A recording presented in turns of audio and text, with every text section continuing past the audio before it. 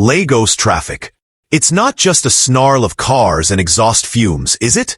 It's a daily test of patience, the place where the city's heart beats the loudest, and sometimes, just sometimes, it's where lives can change in a heartbeat. On a day that started like any other, right in the middle of the usual chaos on the third mainland bridge, something like that happened. It involved a billionaire heir, a poor beggar woman, and a little girl whose eyes had seen far too much. What went down wasn't just a simple act of kindness.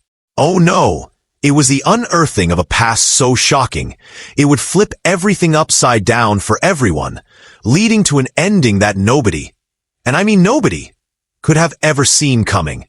Chuka Okafor, son of the famous oil tycoon Chief Okafor, was drumming his fingers on the plush leather armrest of his black Range Rover. He'd recently come back from the UK to get a handle on his father's complicated business empire, and was already a known face around Lagos. You'd see him in the society pages and business magazines. But today, all that prestige meant nothing against the Ojalegba gridlock. The air was thick, a heavy mix of diesel fumes, the sticky Lagos heat, and the constant shouts of hawkers selling everything from gala to pure water to plantain chips. It was the soundtrack of survival, really. Chuka glanced at his expensive watch, then his phone. His brow creased with frustration. So much time wasted. Suddenly, his eyes caught on a figure huddled by the gutter, almost blending into the city grime. A woman. Her Ankara wrapper was faded and torn, her blouse threadbare, her face etched with a weariness that went deeper than just the day's struggles. Beside her, a small girl, maybe 6 years old, clutched a battered wooden beaded doll, her little face serious. There was something about the woman's posture, a flicker of a memory that tugged at Chuka's mind. He leaned forward, squinting. Then, he said to his driver, his voice cutting through the low hum of Fuji music, "Stop. Stop the car."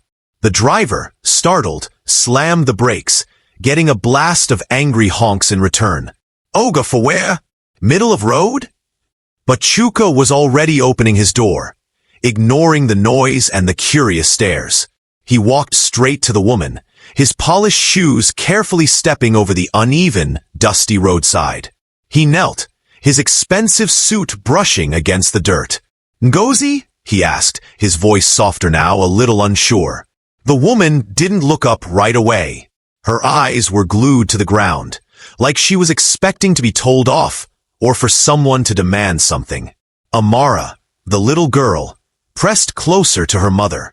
"Ngozi," Chuka said again, a bit louder this time, the recognition clear in his voice. "It's Chuk, from St. Mary's Orphanage. You used to look after me." Slowly, Ngozi lifted her head. Her eyes, usually dull with hardship, widened in disbelief. Then, it hit her, shocking recognition. They scanned his face, from his expensive haircut to his tailored shirt, a world away from the sickly, frail boy she remembered. "Chuka," she whispered, her voice raspy, almost like she couldn't believe it. "The sick boy? Little Chuka?" He nodded, a whole wave of emotions hitting him. Gratitude, sorrow, guilt. For a moment, the relentless Lagos traffic just seemed to melt away. The horns, the shouts, the hawkers. Everything went quiet, silenced by this impossible reunion. Tears welled up in Ngozi's eyes and spilled over, cutting clean paths down her dust-stained cheeks. Amara just watched, her small hand gripping her mother's wrapper even tighter. "You saved my life," Chuka said, his voice thick with emotion. "You saved my life back then. Please, let me help you now." Ngozi shook her head, a bit of old pride mixed with shame. "Oga, no, we are fine." But Chuka wasn't having any of it. He gently picked up Amara, whose eyes were wide with a mix of fear and wonder at this sudden, commanding man. He helped Ngozi to her feet. She was trembling, ignoring the staring onlookers, some already recording with their phones. Chuka Okafor, the billionaire heir, led the beggar woman and her daughter to his gleaming Range Rover. He left behind a ripple of stunned silence and a frenzy of whispers.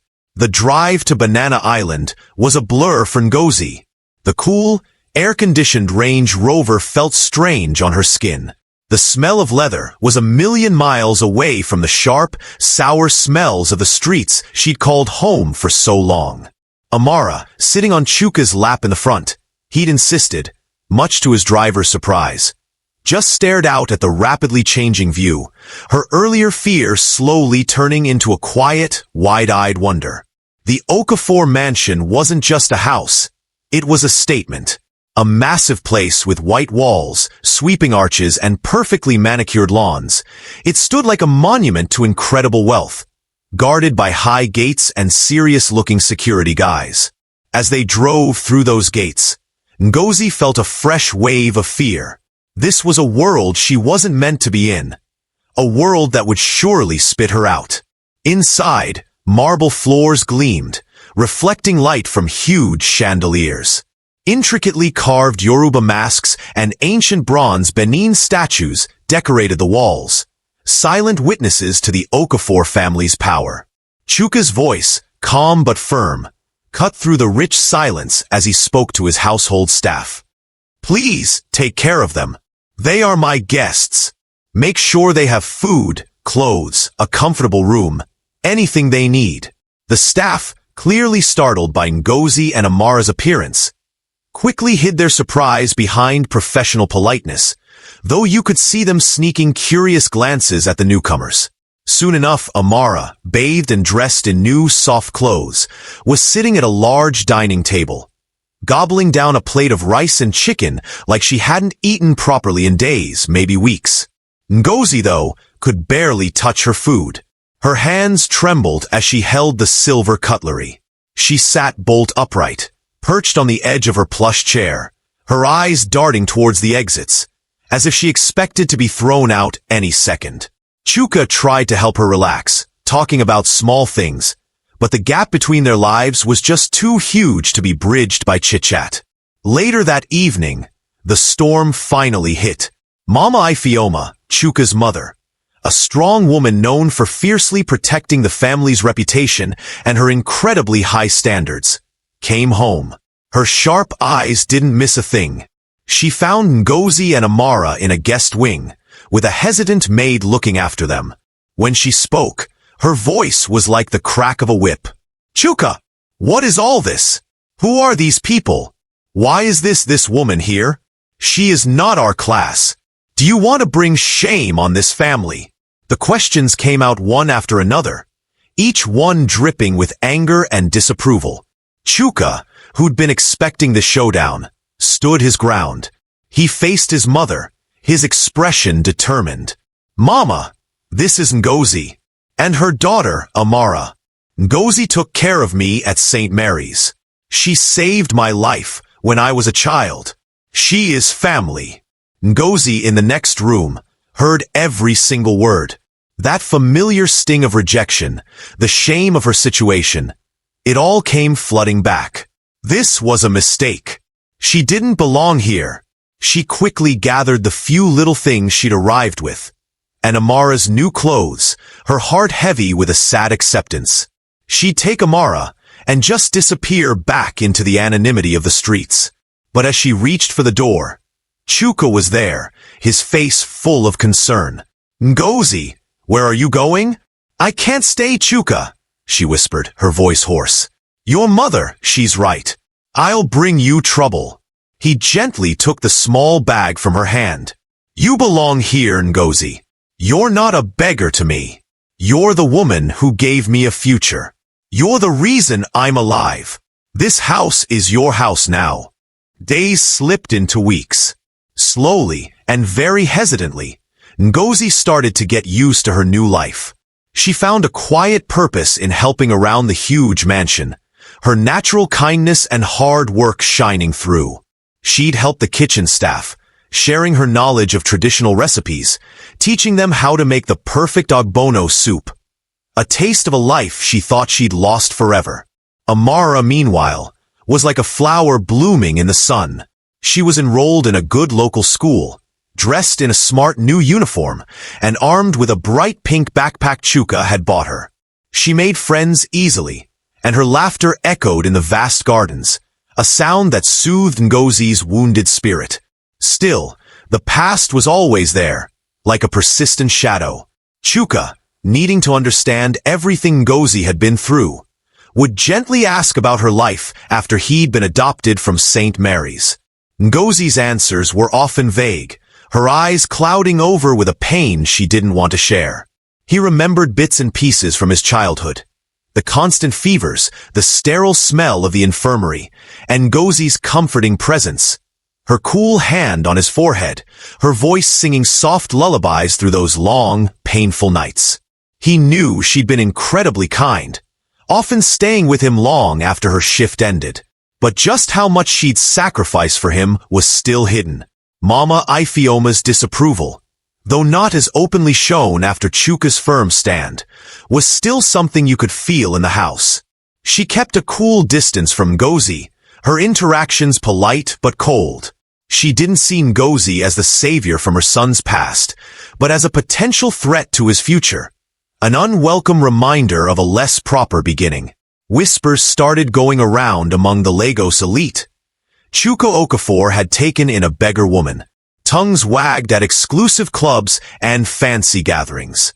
Some said it was a wonderful act of charity.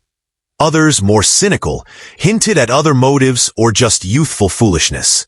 Chuka felt the pressure, the weight of his family's name, and all the expectations that came with it. But it only made him more determined to protect Ngozi and Amara. He saw in Ngozi a quiet dignity, a resilient spirit that had survived unimaginable storms. His bond with Amara deepened too. The little girl's innocent affection was a comfort in his often stressful life. One afternoon, Chuka was looking through some old family photos, trying to piece together his own hazy early memories. He found a faded photo of himself as a child, not from the orphanage, but from a time shortly after his adoption. He looked healthier, but still frail. He wondered again about how serious his illness had been. The one Ngozi always talked about when she called him the sick boy. He knew the orphanage was poorly funded, always struggling.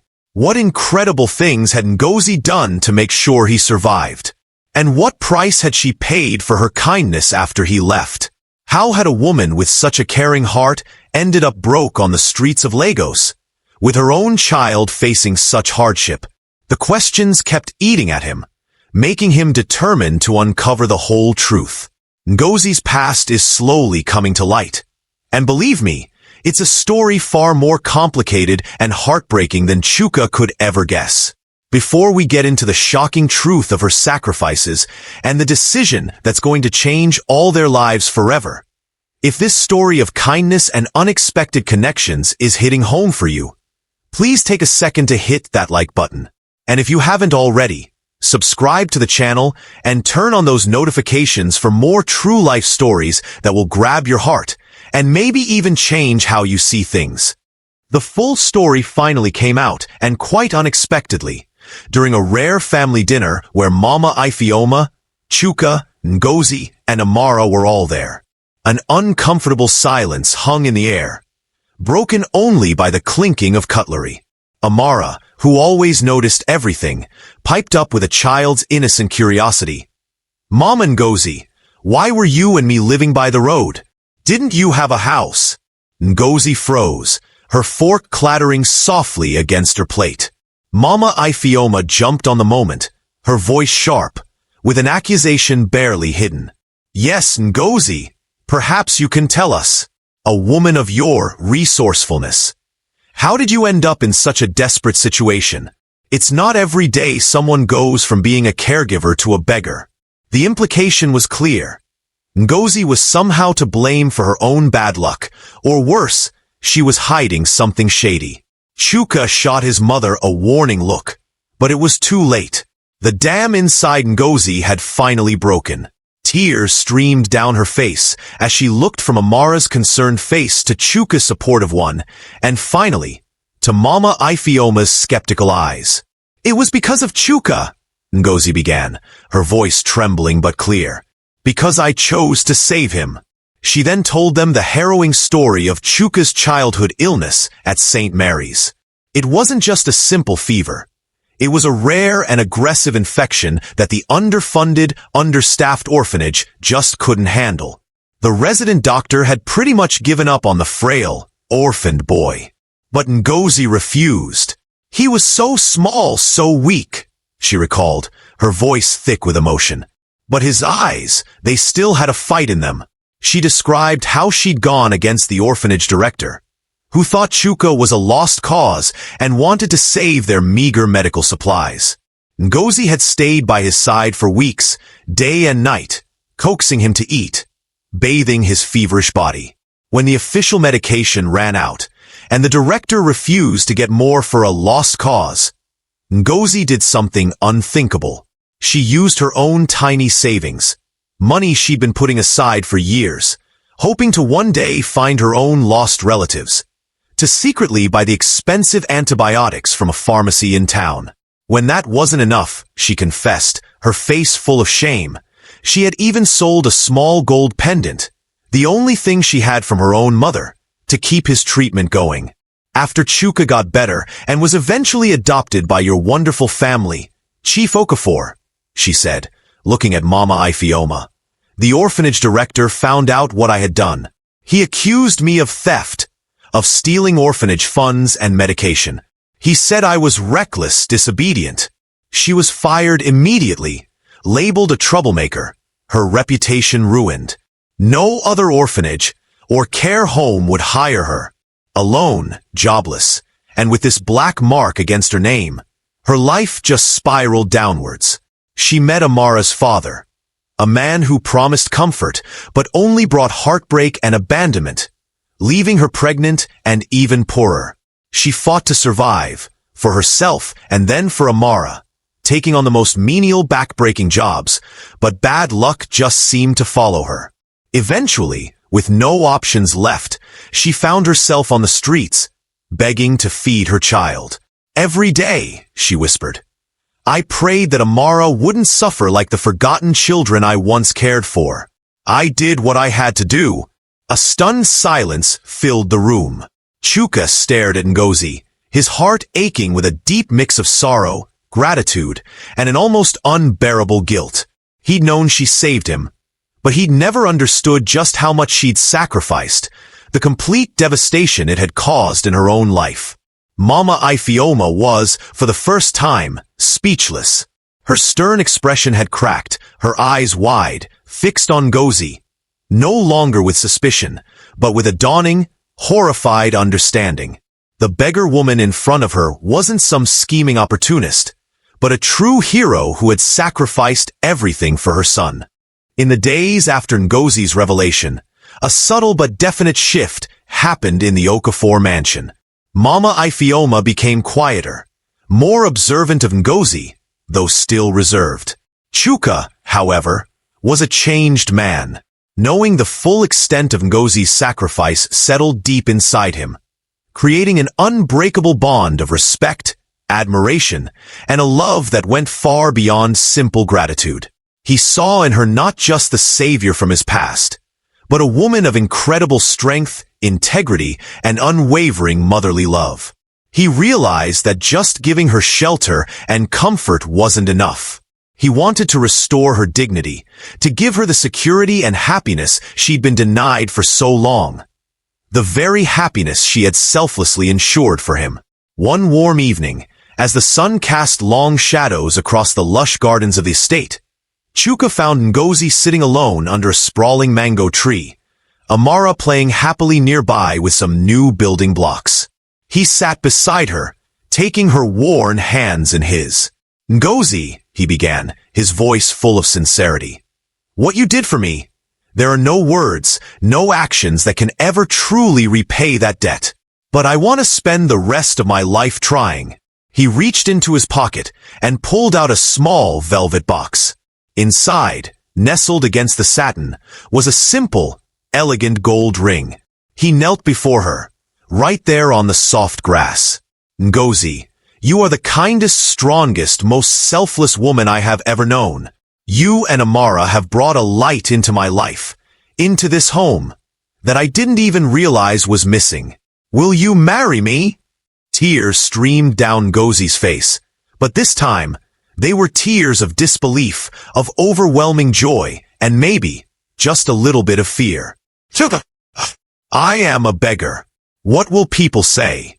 Your mother. Your family's name. I don't care what people say, Chuka said firmly, his eyes steady. My mother will understand in time. You are not what you were forced to become, Ngozi. You are who you have always been. A queen in spirit.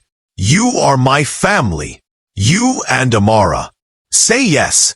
And through her tears, Ngozi whispered, Yes. Yes, Chuka. I will marry you. The wedding wasn't the huge, lavish affair the Lagos elite might have expected from an Okafor. Instead, it was a small, intimate ceremony held in the mansion's garden, with just a few close friends, a visibly moved Chief Okafor, and a quiet, watchful Mama Ifeoma. She didn't smile broadly, or offer gushing congratulations, but importantly, she was there. She didn't leave. Amara, looking radiant in a little white dress, was the flower girl, her laughter the sweetest sound. As Chuka slipped the ring onto Ngozi's finger, he saw not a former beggar, but his beautiful, resilient bride. A woman who had shown him the true meaning of love and sacrifice. Life for Ngozi completely transformed. The threadbare Ankara wrapper was replaced by elegant fabrics. But more importantly, that haunted look in her eyes began to fade, replaced by a soft glow of peace and security. She was no longer Ngozi the beggar, but Mrs. Ngozi Okafor, a wife, a mother, and the respected lady of a grand household. Yet, she carried her new status with humility and grace, never forgetting where she came from. She brought a warmth and an unassuming wisdom to the Okafor family, a grounding influence that Chuka especially cherished. He found in his marriage a depth of companionship and a sense of purpose that his business dealings, for all their success, had never given him. Amara thrived, loved and doted on by her new father, slowly blossoming into a confident, happy child, the shadows of her early life fading like a distant dream. The outcome was indeed one that no one could have predicted. A family forged in the toughest of times, bound by a debt of life, and transformed by the power of love and recognition. It was a powerful example that true worth isn't measured in money or social standing, but in the richness of the human heart. But Lagos, as they often say, is a city of secrets, a place where light and shadow are always close by. Not everyone in the Okafor circle, or in the wider social scene of Lagos, was thrilled with this unexpected marriage. Old prejudices die hard, and envy can be a powerful, destructive force. As the newly formed family settled into their new rhythm, as Ngozi began to cautiously embrace her new life, a subtle, almost invisible shadow was said to have moved outside the formidable gates of the Banana Island mansion on a moonless, rain-swept night. The past, it seemed, was not quite done with them yet. Chuka's decision to marry Ngozi definitely defied what society expected and completely rewrote their destinies. What do you think of his bold move? Could you have looked past the surface and recognized the true worth within? Share your honest thoughts and reactions in the comments section below. We'd really love to hear from you. And if you were touched by this incredible story of love, sacrifice, and redemption, don't forget to subscribe to our channel and hit that notification bell so you won't miss the next amazing story we have in store for you. In the heart of Lagos, a city buzzing with millions of stories, the encounter between a billionaire and a beggar woman became a real beacon of hope. It just goes to show you, doesn't it, that right under our noses, in the middle of all the chaos and struggle of our daily lives, there are chances for deep human connection, for acts of kindness that can ripple out and change lives in the most unexpected ways. Ngozi's story and Chuka's response really challenges us to look beyond labels, to see the dignity in every single person, and to remember that sometimes the greatest treasures aren't material things, but are found in the courageous, compassionate hearts of others.